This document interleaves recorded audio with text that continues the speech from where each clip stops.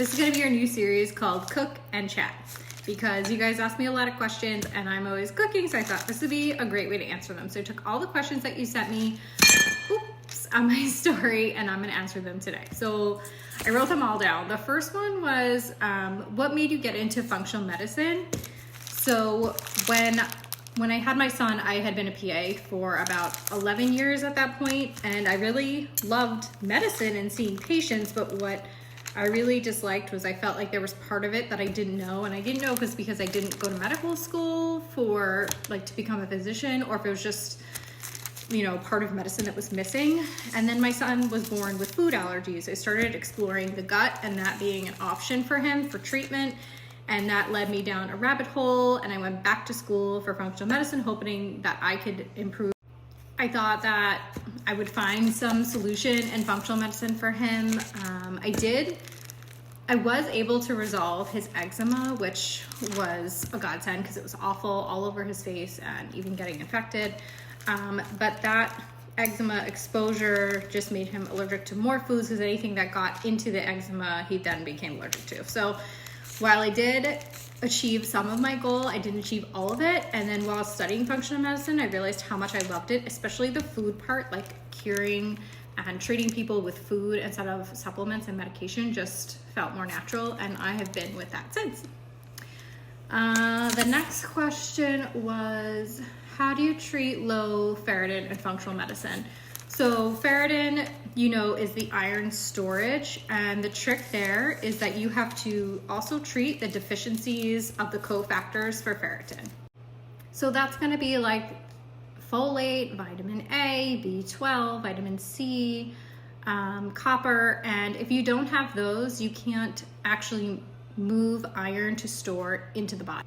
So I always do a nutritional panel, and then I look for other things that could be affecting it. Like, are they losing blood because they're in perimenopause and they're having heavy periods? I try to find the root cause. And that's how I approach it. I have seen huge jumps when you address the cofactors in ferritin. I myself had low ferritin at one point, and that was the best way to treat it. Is there anything you wouldn't eat? So, if you've been following me, that I'm fat is best. So the only thing I wouldn't eat would be shellfish.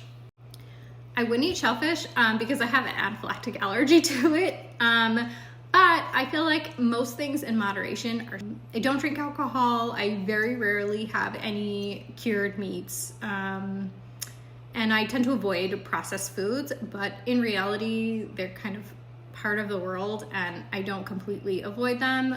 So it's not that there are foods that I wouldn't eat, or they're just things that I choose not to, except for shellfish, which I would die. So that one's out.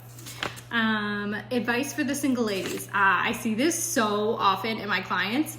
If the guy gives you anxiety, he is not your husband. Okay, I can't tell you how many single patients I had that had overwhelming anxiety that went away 3 months after their breakup. So yeah, if he gives you anxiety, he's a no.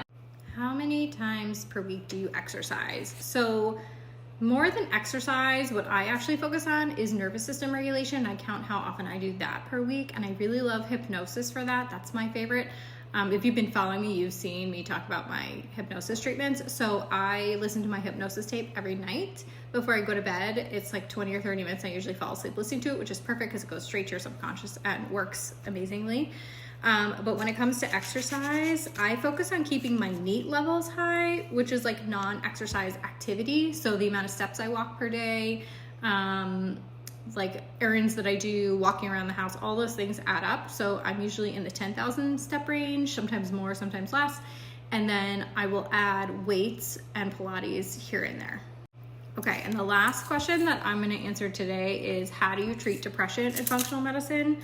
So when I have a depression client, the very first thing that I look for is nutritional deficiencies, because you can scroll back to other videos that I have, but I actually show you the chart of how your body turns nutrition into serotonin, dopamine, and you can see that if you're missing the first part from your diet, you will never get to the last part.